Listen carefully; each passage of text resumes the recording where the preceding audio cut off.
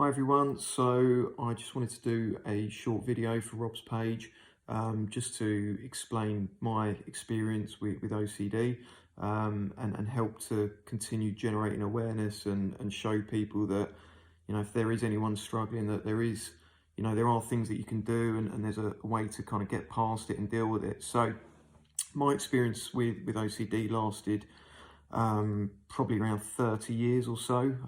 Started with very minor things when I was kind of 6, maybe 7 years old. Checking doors were locked, checking that plugs were turned off at night, that kind of stuff. Just real kind of small things really. But as life, in a good way, got more complex and broader, so did my OCD and the intensity of it. And I think a lot of people think that people with OCD are kind of stuck in a dark room. They can't go out, they can't function and all that kind of stuff. But actually a lot of people aren't like that.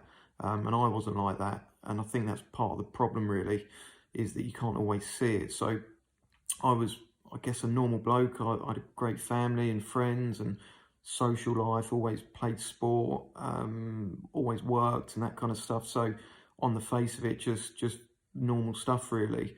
And on the face of it, there was nothing wrong. I could finish work on a Friday, have a really good weekend and all the rest of it. But kind of behind all of that, at times I was completely consumed with worries about certain things. And there were some really sort of bleak times, to be honest. And, my OCD kind of jumped around all sorts of things, but one of them was health OCD, and one example, somebody in my family, my close family, was sadly diagnosed with early onset Alzheimer's. So, from a very early age, I kind of saw that firsthand. And at one point, I kind of decided that, that was going to be me. I was going to inherit it. I was going to have exactly the same thing. And it didn't matter that one of the leading genetic doctors in London had told me that this wasn't the type that can be passed on. It didn't matter that, there was more chance of winning the lottery 3 times a month than me getting it. And, there just was no chance of me getting it, any more chance of me getting it than the next person. But because of which I now know was OCD, I was completely convinced that I was going to. So that meant I spent a huge amount of time sort of internally thinking about it, Googling my chances of getting it, reading scientific papers that I didn't even understand, sort of panicking a little bit. I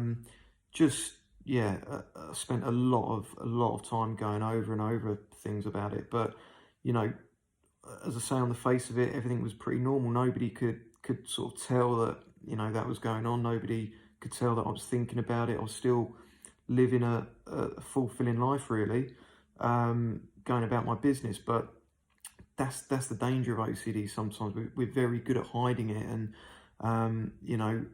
to the outside world nothing is wrong, but I could go and do all this normal stuff, but then I'd be at work maybe on a Monday thinking, right, I want to get home so that I can just spend some time Monday night just sort of committing time to thinking about it and just trying to work it out and process it. But unfortunately with OCD, there is no working out, and that's the problem. It's an endless loop, and you can never get that certainty that you're kind of looking for. And yeah, my worries over the years jumped around a little bit. A lot of it was kind of health OCD and relationship OCD and stuff like that. And, if half of it had come true, I would have been the unluckiest man in the world probably. But at the time, they're very real, and it is a real threat. And, I thought the only way to deal with it was to spend all of that time going over it and over it, trying to work it out, trying to break through it and stuff. But of course, that never happens. You never quite get that certainty that you're after. So yeah, whether it was health related or inheriting an illness, or simple stuff like, did I sort of upset that person last night, or did I handle that in the right way? Whatever it was, even if it was stuff that didn't cause too much difficulty, it was still there. And you know, there was other things that caused, you know, a lot of distress for a long period of time. But as I say, it didn't stop me doing anything. You know, it was private to me, as far as I'm concerned, or was concerned, that, you know, they were just genuine worries that I wanted to work out on my own and sort out on my own, which isn't really a good thing, I suppose, because you almost become sort of a functioning OCD or OCD person, I guess, without actually dealing with it. So yeah, after many years of thinking that I was just a worrier, it was only not that long ago that I kind of found out that I wasn't just a worrier. You know, I had OCD and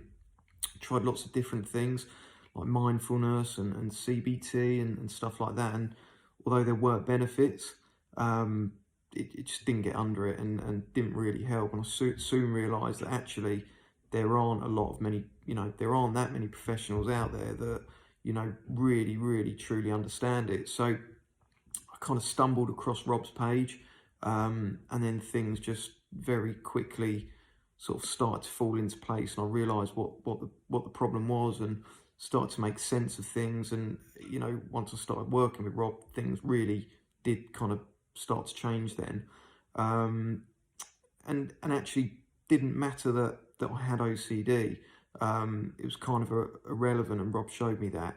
And it was about, you know, changing my perspective on things and on life, so that actually getting rid of OCD was more of a byproduct of getting a much better, more rational outlook on certain things. So yeah, in terms of the process with Rob, you know, it was about working with Rob, speaking to Rob, getting involved with kind of the group calls and the group WhatsApps and stuff like that, and actually, you know, spent a lot of time on my own as well, working on kind of my understanding and reading the books that he suggested by people like Albert Ellis and Viktor Frankl. So all of that stuff packaged together is what slowly started to kind of change things for me. And yeah, it wasn't a quick process. It wasn't easy.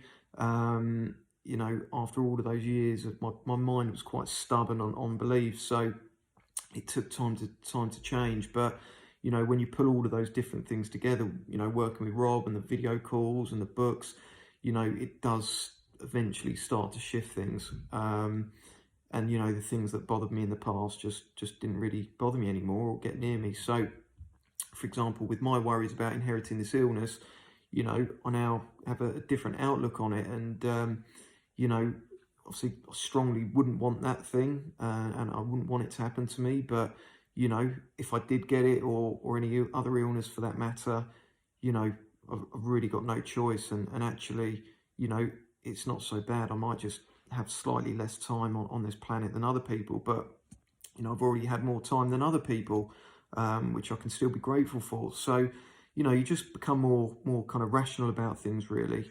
And, you know, whilst you sort of accept the worst case scenarios, you tend to look at things a little bit clearer as well. So yeah, I could accept that I might become ill one day, but also I see that particular thing was no more likely of me getting it than anybody else. So the stuff that the doctors had told me in the past, you know, it was a lot clearer just by being more rational and accepting. So yeah, I guess for anyone who's sort of stuck on things at the moment, or, you know, bit of a dead end or feeling hopeless, there are specific things that you can do, and there is a way through it. You know, you don't have to change who you are. You don't have to change your personality. You know, I certainly didn't. But, you know, I have shifted my perspective on certain things and have become more rational. So, you know, the tools that Rob can give you will help you to do that.